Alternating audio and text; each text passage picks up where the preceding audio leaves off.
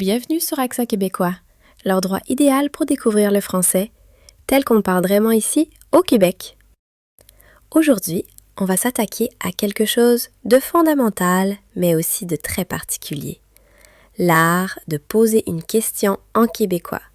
Oui, parce qu'ici, on a une façon bien à nous poser des questions, et ça peut être un vrai casse-tête pour quelqu'un qui apprend le français.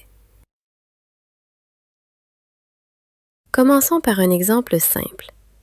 En français standard, tu dirais « Est-ce que tu veux venir? » Mais ici, au Québec, on dira plutôt « Tu veux-tu venir? » Attends. Quoi? Pourquoi il y a deux « tu » là-dedans? Eh bien, c'est là que la magie opère.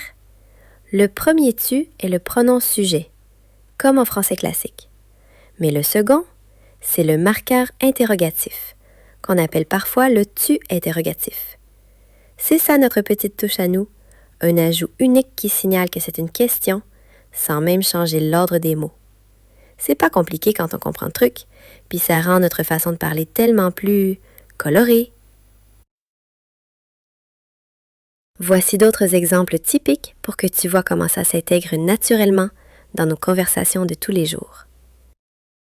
On pourrait dire « T'as-tu faim » au lieu de « As-tu faim » ou « Est-ce que t'as faim » ou encore « Y viens-tu tantôt » pour demander si « Il vient tout à l'heure » Ce « i » là, c'est notre « il » raccourci.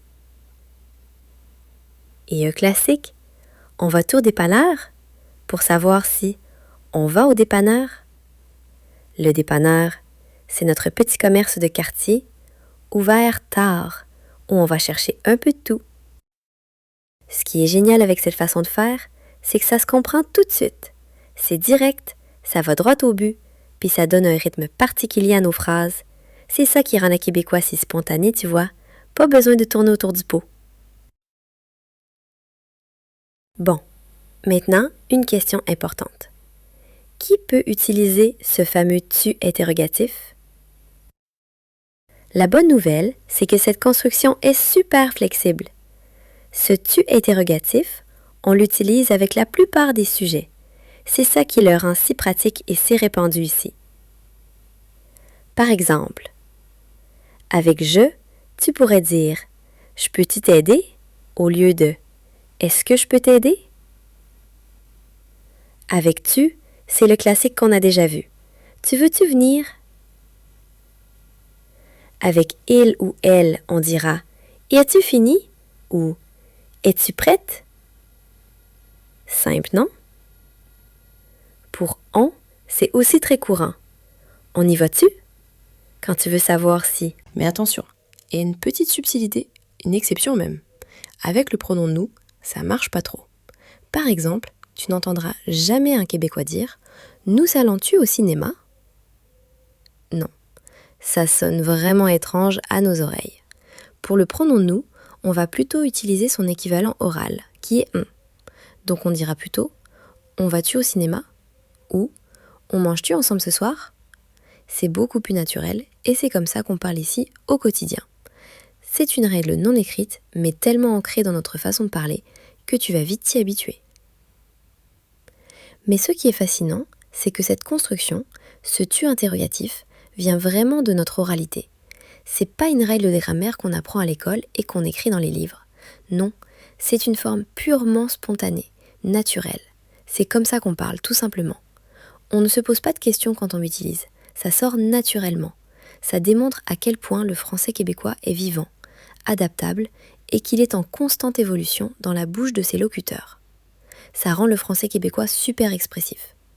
Ça ajoute une petite touche de légèreté et parfois, faut l'avouer, ça peut même être très drôle. C'est ce qui fait notre charme, notre couleur unique. C'est ça la langue québécoise. Ok, tu veux d'autres exemples? Bah oui, on en a plein en tête. C'est tellement commun ici. Par exemple, au lieu de dire « As-tu compris ?» on dira souvent « Tu comprends-tu ?» Ça sonne tellement plus naturel pour nous.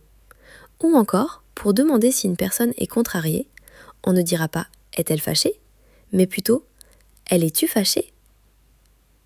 Quand on parle de plusieurs personnes, c'est la même chose. Au lieu de « Seront-ils là ?» on utilise souvent « Ils vont-tu être là ?» C'est direct, c'est simple, c'est nous. Et notre préféré, celui qu'on utilise un peu pour tout, quand on est surpris ou qu'on veut juste confirmer quelque chose d'incroyable. « T'as-tu vu ça ?» Avec une petite expression faciale surprise. Ça veut tout dire. Un détail super important à comprendre.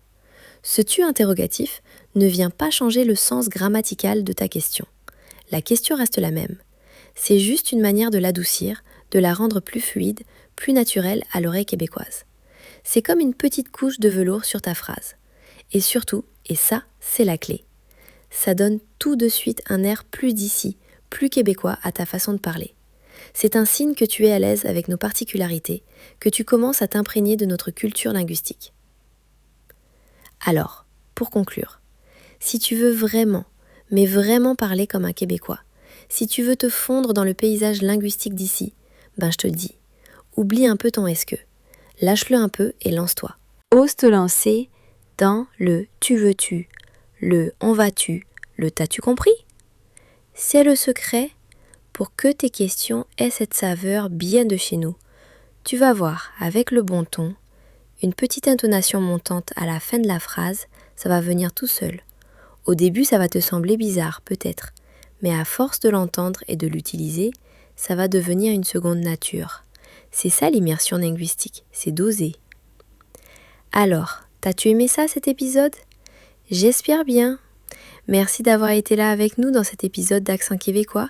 N'oublie pas de t'abonner, de liker et de partager avec tes amis francophiles. À la prochaine, puis comme on dit, c'est bien correct mon chum.